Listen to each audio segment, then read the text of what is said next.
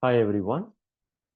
So today we are going to discuss very important topic, retail tick.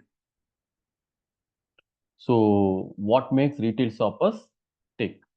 So we are going to discuss one by one: demographic, lifestyle, needs and desire, shopping attitude and behavior, retailer actions, environmental factors.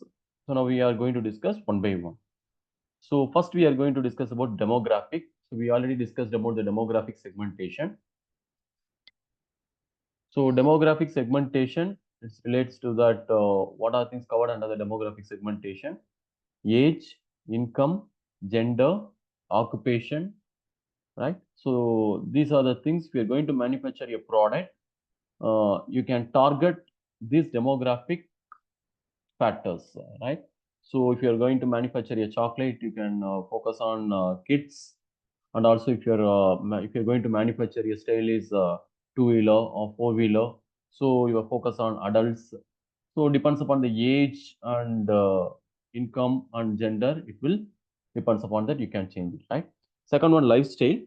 Lifestyle, it will be differ from one place to another place. For example, if you take it as a tier one cities and tier two, if you take it as a Chennai, Bangalore, Coimbatore, so the lifestyle will be differ from one place to another place.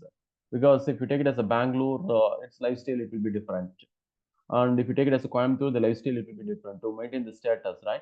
So lifestyle in the sense standard of living and what they are society and everything, it will be covered under that lifestyle.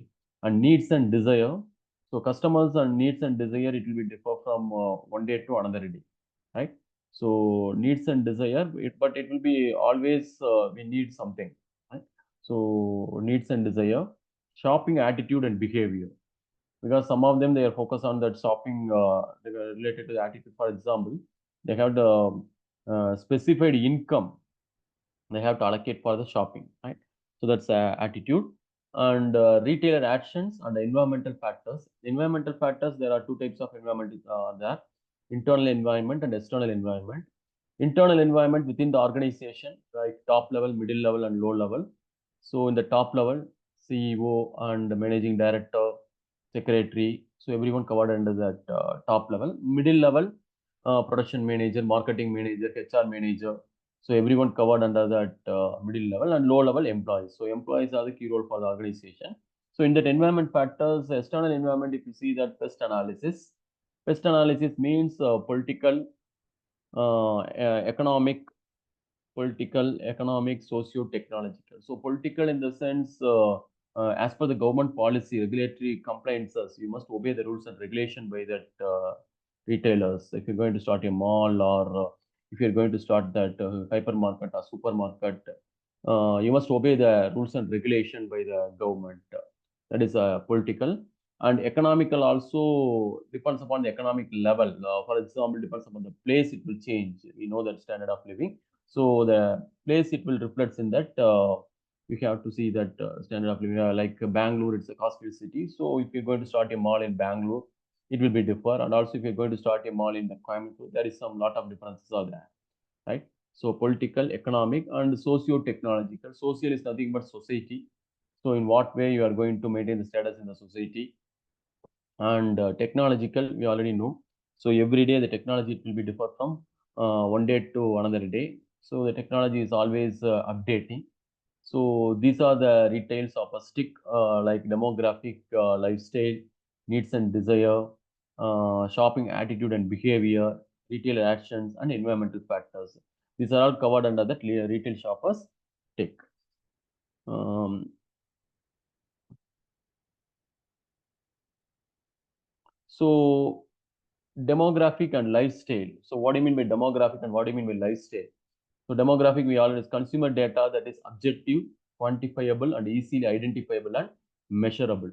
Because age, income, gender, these are all quantity data. That's only we are saying it's a quantifiable data. So I mean the quantifiable, easily identifiable, and measurable also. So that's only, for example, if you take as age, 10 to 20, 20 to 30, 30 to 40.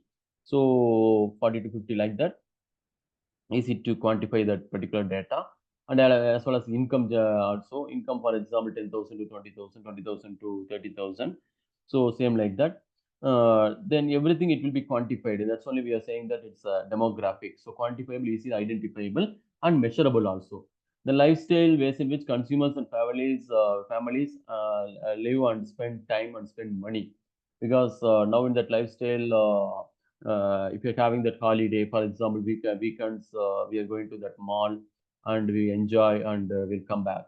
So the lifestyle will be different. In traditional days, something it will be different. So they are going to hotel and we will enjoy. But now it will be, the lifestyle will be completely different. So demographic and lifestyle.